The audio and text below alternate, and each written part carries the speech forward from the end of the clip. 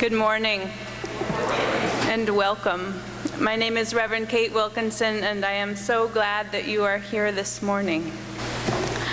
As we approach the end of summer, let us take a collective breath. Let us take stock of our summer dreams and recommit to the ones that have not yet come to fruition. Let us savor hot days and warm nights, storing up the feeling of warmth for later days.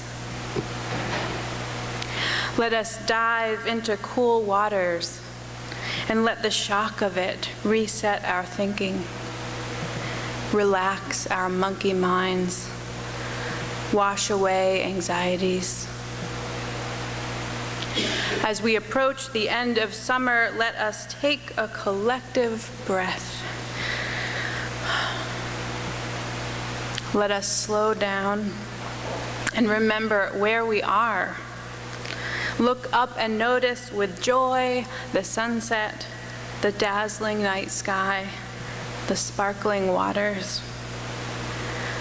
Let us slow down our reactions to those around us. Those who are blissfully unaware of our cars, our needs, our moods. Let us have compassion for them, wish them well, wish them a good end of their summers. As we approach the end of summer, let us take a collective breath. Let us energize ourselves for the work of the year ahead, for moving houses and taking risks and finding love and working for justice. Let's allow ourselves hours of rest and play, knowing that the opportunities for them can be rare, knowing that soon we will need all our strength to heal a broken world, and that we cannot do so unless we have full wells to draw from. As we approach the end of summer, let us take a collective breath and release it slowly. And breathe in again deeply and release it slowly.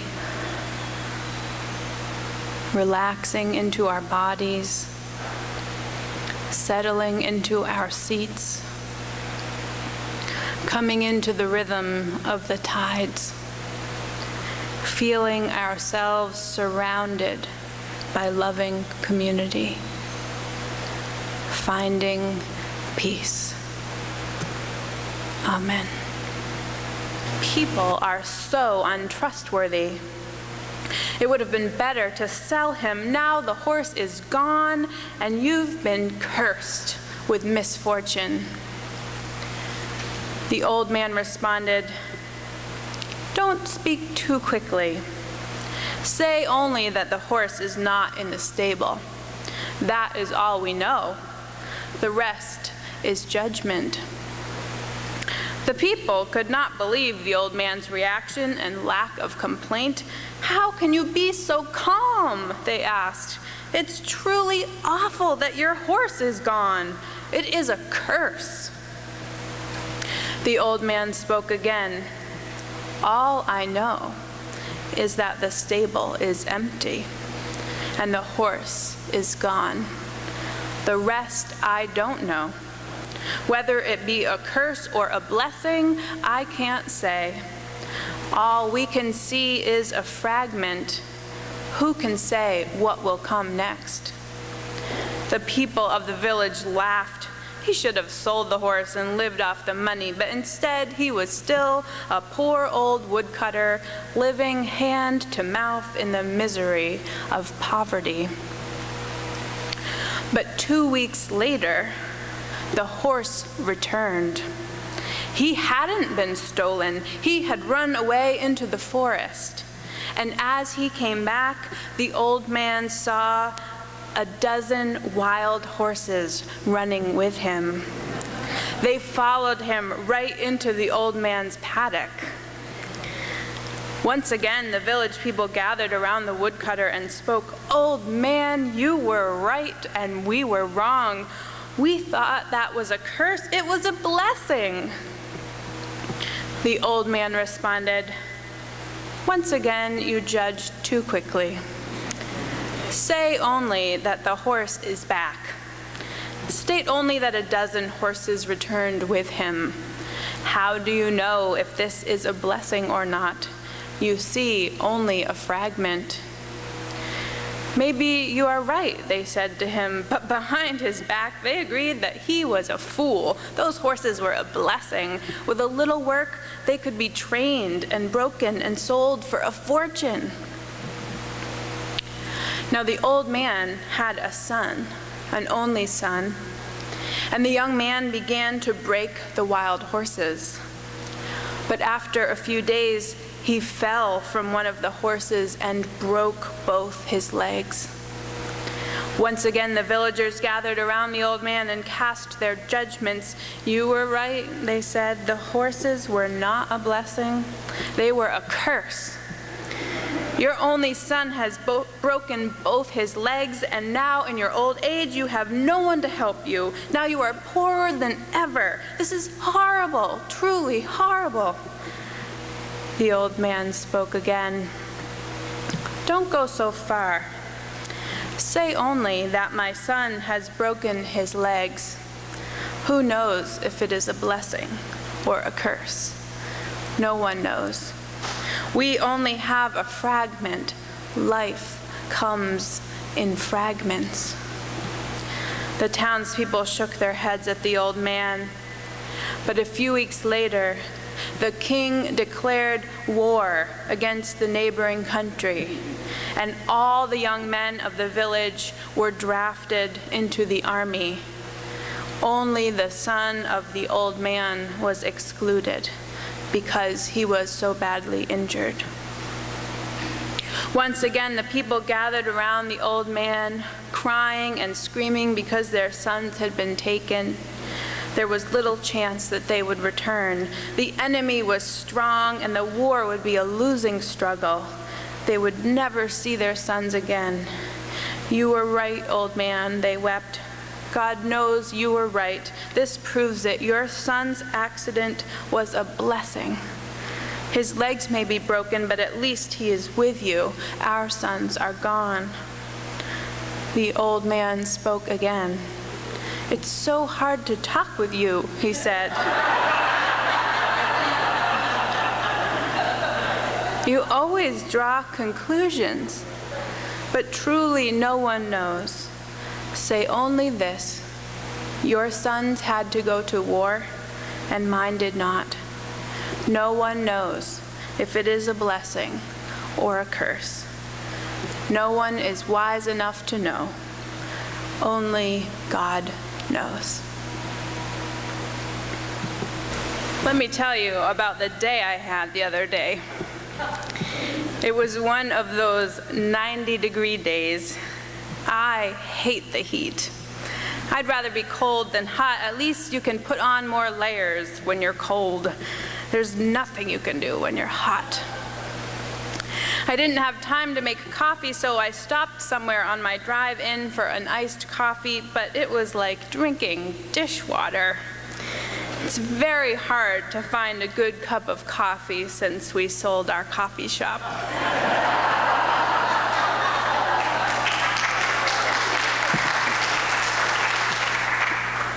There was so much traffic on the way in, bumper to bumper. It took me twice as long as usual to get to Provincetown. And then once I was here, oh my God, Commercial Street. What a nightmare. Wall to wall people, and of course none of them move. The bicycles are the worst. They ride right at you like you're the one in the way. The worst part of my job is actually parking in my spot out front. It is so stressful. And there was this woman there with her dog, and even though she wasn't in my spot, she wasn't paying attention to her dog, and he kept stretching his leash into my parking spot, and I was trying to back in. I was so afraid I would hit him as I tried to inch my way back. Some people just shouldn't have dogs. If they're not going to watch out for them or pick up after them, don't get me started. As I walked up the path, I looked at the front of our building, and it looks so bad, where the paint is peeling and the boards need to be replaced. God, that's going to cost a lot. By the time I got into the office, I was so stressed, I felt like I'd already put in a day's work. And the day pretty much went downhill from there. But let me tell you about the day I had the other day. It was one of those 90-degree days. We'll be wishing for more of those come winter. I love to go swimming when it's so hot out. Diving into a nice cool pond or the ocean feels so refreshing. But I didn't have time for a swim that morning. I didn't have time to make coffee either, so I stopped for an iced coffee on my drive in. It wasn't that good. I'm spoiled. When Lisa is home, she makes me coffee every morning. And she used to own a coffee shop, so she knows what she's doing with the coffee. Such a nice morning treat. There were a lot of cars on the road, so I was moving pretty slowly. It's funny what you notice at slower speeds that you don't when you're going faster. I saw a pond I'd like to try through the trees. And then passing Pilgrim Lake with the dunes in the background. Wow, what a landscape. It's breathtaking every time.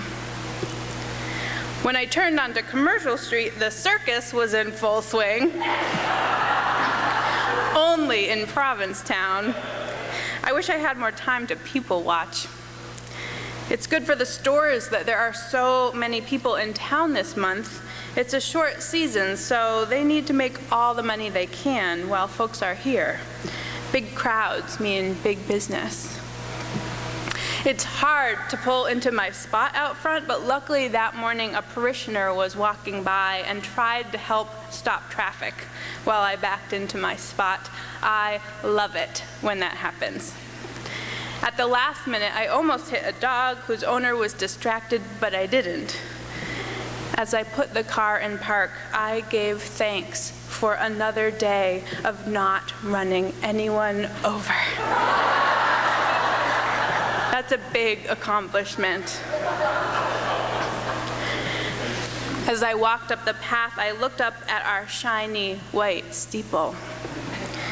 Those steeplejacks did such a good job, and it's going to look even better when we get the front done this fall.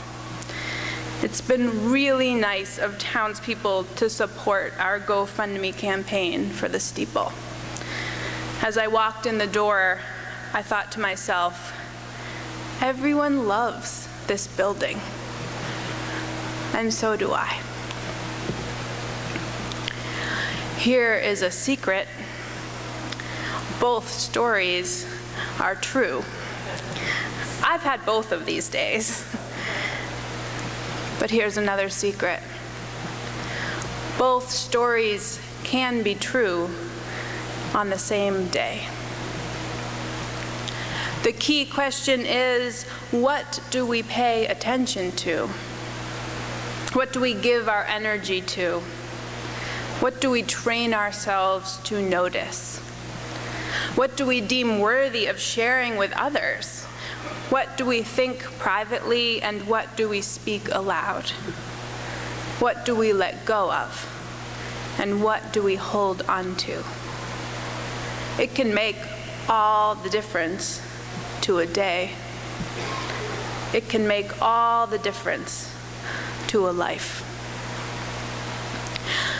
I imagine you've had both of those days too, and that you could relate to both stories.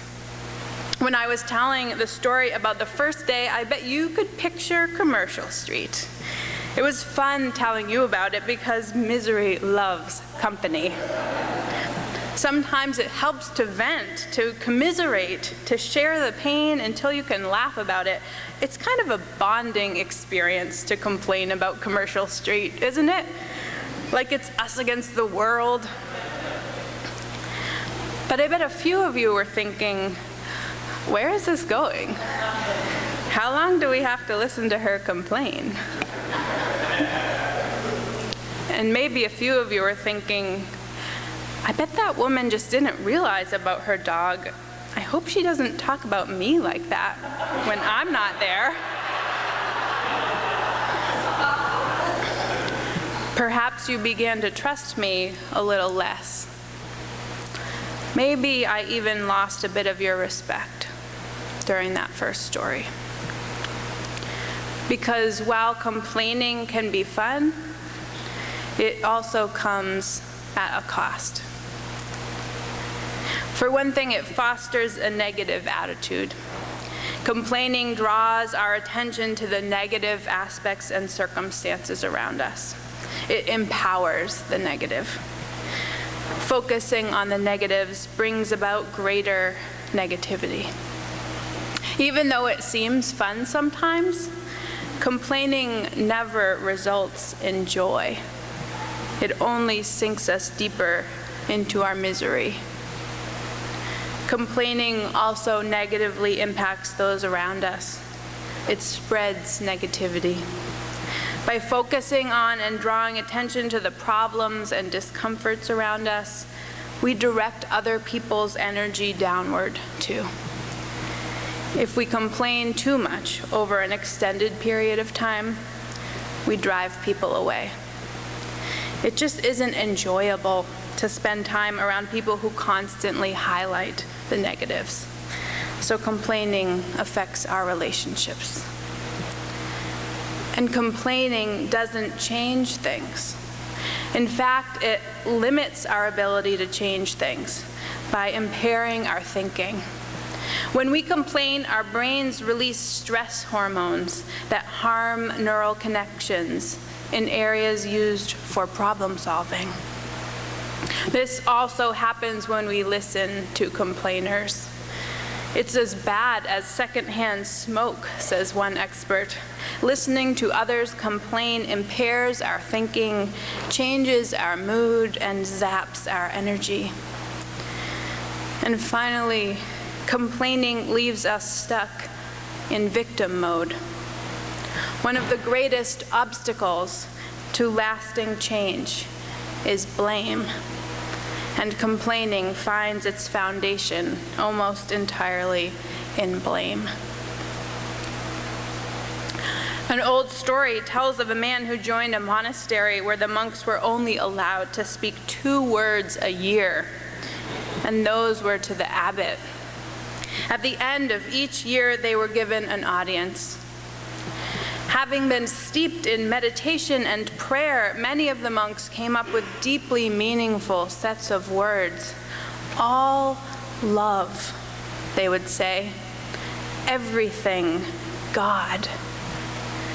At the end of the novice's first year, however, his words were, bed, hard. At the end of the second year, he told the abbot, food, bad. And at the end of the third year, his 2 words were, I quit. I'm not surprised, said the abbot. You've been done nothing but complain ever since you got here.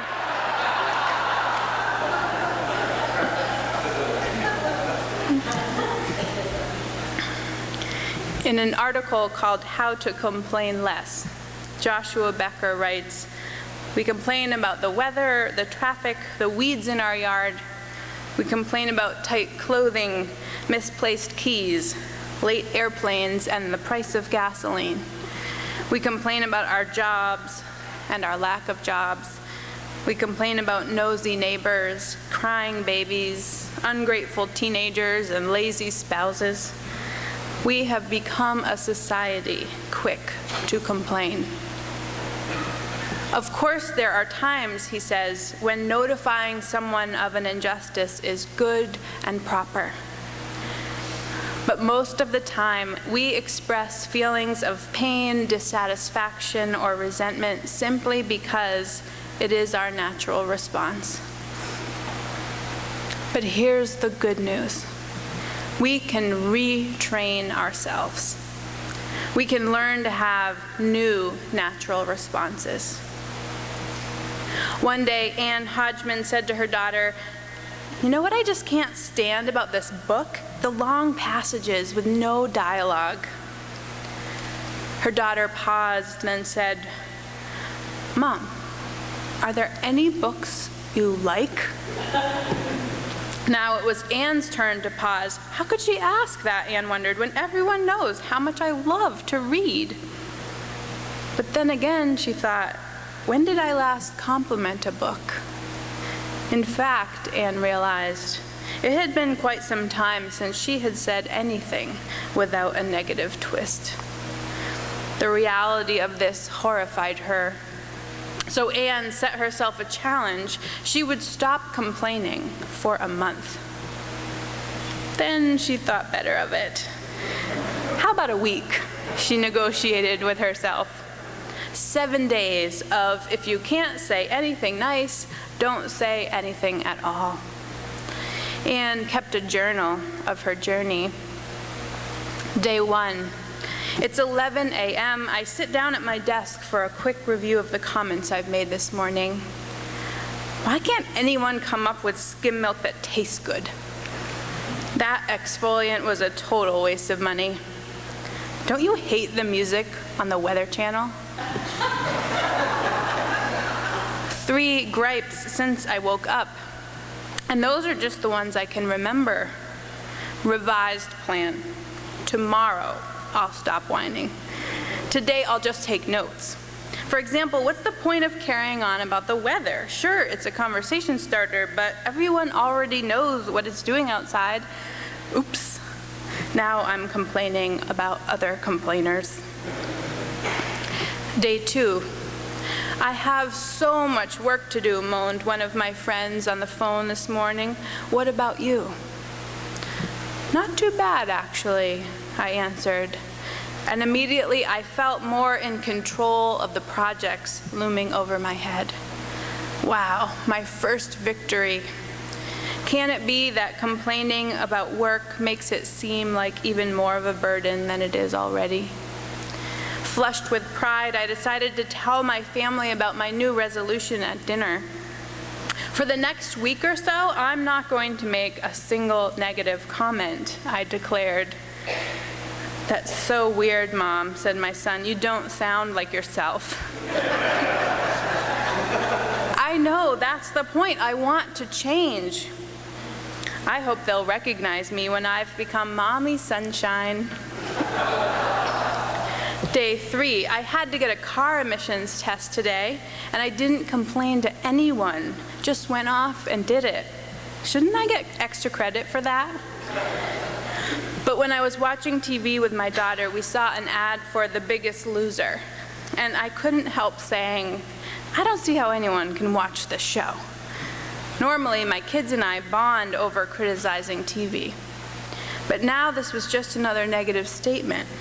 So I added, on the other hand, I've never seen it. Maybe it's great. My daughter rolled her eyes. Day 4. Today I caught myself about to say, I hate it when, and quickly changed it to, don't you hate it when? But I'm pretty sure that's cheating. I've also found another way to cheat. I'll say I hate something and then add, that's not a complaint, it's just an observation. Please stop, said my son. I can't stand you trying so hard not to be negative. But I can't stop. If nothing else, this test is making me realize how often I fuss about things that don't really bother me. Day 5, progress. I've had a headache for a few hours, not a complaint, just an observation. So when the supermarket checkout lady asked, "How are you?" I could have launched into my sad story, but instead I just replied, "Good, thanks. I love your nails. Where'd you get them done?" Biting back the real answer didn't cure my headache, but it did improve my self-image. Now I can see myself as the type of person who's friendly to store employees and cheerful in the face of adversity. Day 6. Even when you've put a sock in your complaining, it's not easy to stay positive. Last night, my women's hockey team lost to a rival that I swear is not as good as we are. Back in the locker room, one of my fellow players said, "That was fun." I just looked at her. How could I respond without going on about the refs, the other team, the fact that it was almost midnight? But instead of complaining, I expressed what was really on my mind. "I don't think it's fun to lose," I said. "I feel terrible." Instant connection. She looked at me sympathetically, rubbed my shoulder, and said, "I know. Me neither." In terms of emotional relief, saying what I really felt worked better than pointless complaining. Day 7. Just when I'm getting the hang of this, the week is up. My takeaway? The experiment forced me to take an extra moment to consider what I wanted to say. That's something I plan to keep up. Positive words come to me more naturally now, and I like knowing that I can shift conversation to more tranquil channels. I can't say I've turned into Mommy Sunshine. I haven't brought about world peace either. But I like knowing that in my own way, I'm nudging things in the right direction. One more story. There once was a woman Zen master named Sono who taught one very simple method of enlightenment. Whenever anyone came to her, she advised them to adopt an affirmation to be said many times a day under all conditions. The affirmation was, "Thank you for everything. I have no complaint whatsoever." Many people from all walks of life came to Sono for healing. Some were in physical pain, others were emotionally distraught, others had financial troubles, some were seeking soul liberation. No matter what their distress or what question they asked her, her response was the same. "Thank you for everything. I have no complaint whatsoever." Some people went away disappointed. Others grew angry. Many tried to argue with her. Yet some people took her suggestion to heart and began to practice it. Tradition tells that everyone who practiced Sono's mantra found peace and healing. I learned the story of Sono from Alan Cohen. In his book, Handle with Prayer, he writes that the highest form of prayer is gratitude. Instead of asking God for stuff, he says, start thanking God for stuff. And you will find that you have already been given everything you could want or need, including the adventure of discovering more blessings every day. Thank you for everything. I have no complaint whatsoever. Today, I have a gift for you and a challenge. My gift that I have for each one of you is these bracelets. They say, you guessed it, thank you for everything. I have no complaint. In a moment, I will invite you to come up to the front of the sanctuary to receive your gift, a reminder of our many blessings. But first, here's the challenge, inspired by the Complaint-Free World Project. I want us to wear these bracelets for a week. And each time during the week that we catch ourselves complaining or being negative, I want us to take off the bracelet and put it on the other wrist. I'm not asking for any drastic changes this week. I'm not even challenging us to stop complaining for 7 days like Anne. I'm just asking that we notice our complaining and negativity, that we become aware. The challenge is to be awake to the comments we are putting into the world. And when we hear that what we are saying is a complaint, even if it is so valid that we can't help but make it, we should go ahead and change that bracelet over to the other side for 1 week. And I want you to tell me how it goes. What you choose to do after that is up to you. You can give me back the bracelet. You can pass it on to someone else. You can keep wearing it. You can try a week of not complaining.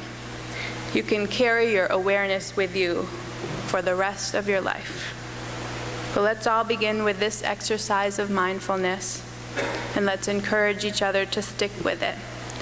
As Ada plays the piano, I invite you to come forward for your bracelet.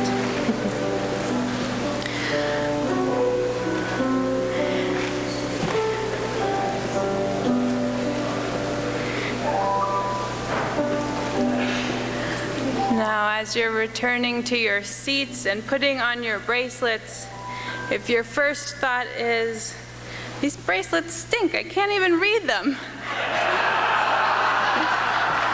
go ahead and change it to the other hand.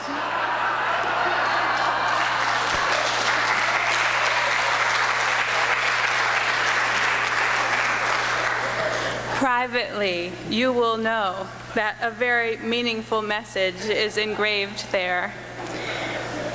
And one more blessing, they do glow in the dark.